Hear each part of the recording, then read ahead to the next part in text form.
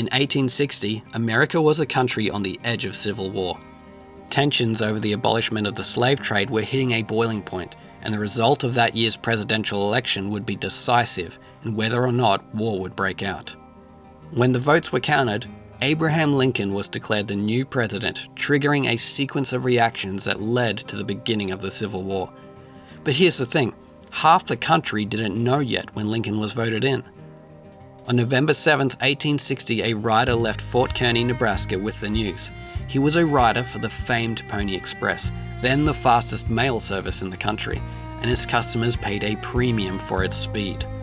7 days later, after numerous rider and horse changes and enduring snow and perilous mountain crossings, a rider arrived in California with the momentous news. Now, to us today, waiting a week for news from within the same country seems glacially slow, but 7 days was a record-breaking time.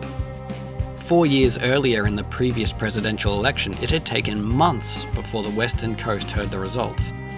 While the achievements of the Pony Express riders are to be admired, our process for communication over distance was butting up against the limits of physical speed and endurance. Something had to change, and that change was already well underway. Within a year, the superhuman feats of the Pony Express would suddenly seem quite unnecessary.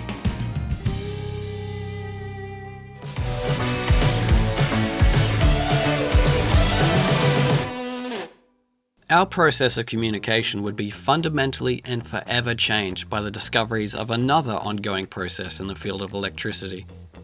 60 years before the Pony Express was galloping across the American continent, in Italy a man named Alessandro Volta invented the voltaic cell, what we would now commonly refer to as the battery. Now, why did this matter? Well, this could provide a steady, continuous source of electricity for experimentation. We have to remember this was well before electricity was commonly available. This was the very early days of scientists just beginning to figure it out. Your average person had no access to electricity and no knowledge of it. Until then, electricity could only be generated via electrostatic charge, that basically being a slightly more refined process of what happens when you rub a balloon on your hair and it sticks up. And it may be that describing how that balloon process works could be a good starting point for everything that's to come. So let's start simple. Every object is made up of something we call atoms. And inside atoms are protons, electrons, and neutrons. Now these all have electrical charge. The protons have a positive charge, the electrons have a negative charge, and the neutrons, as you may have guessed from the name, are neutral. So because of this, every object has an electric charge. But most of the time, that charge is balanced by an equal amount of positive and negative charge, leaving it in a neutral state. Now, what happens when two objects rub together, such as a balloon in your head, is that some electrons from one object become stuck to the other, and this creates an imbalance in the charge. One object now has an excess of protons, or a positive charge, and one an excess of electrons, a negative charge. What we've discovered is that opposite charges attract each other, and matching charges repel each other.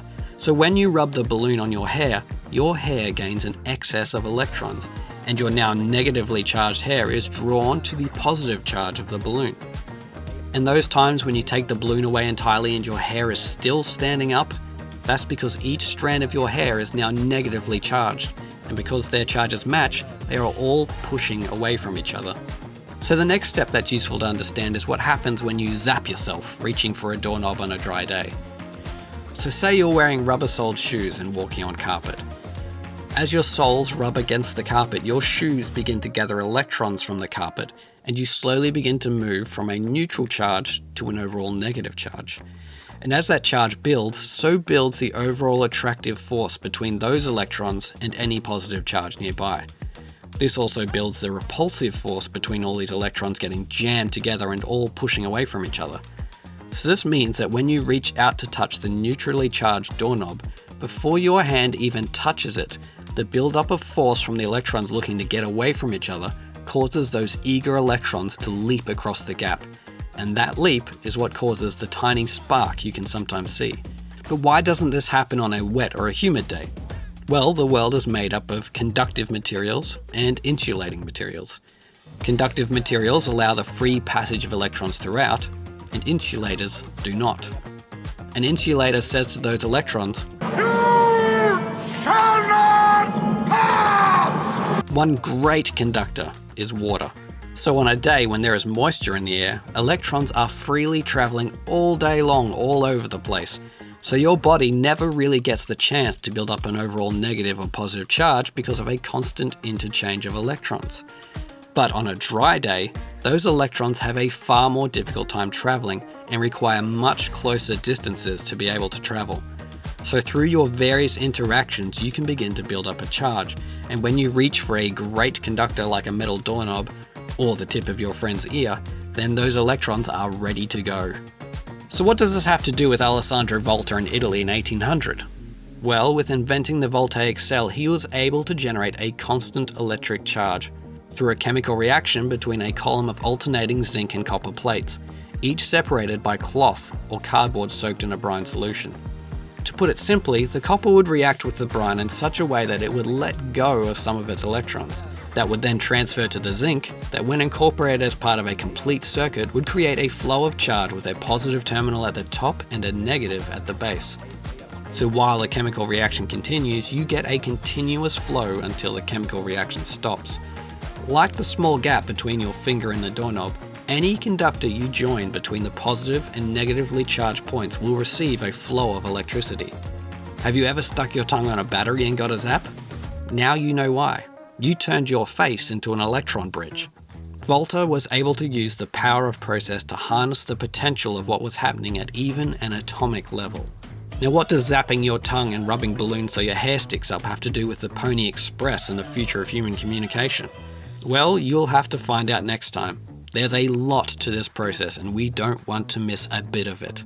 So next episode, we'll find out what we did with these new electrical discoveries and how that continued a process that led us to the telegraph machine that revolutionized the possibilities of our communication.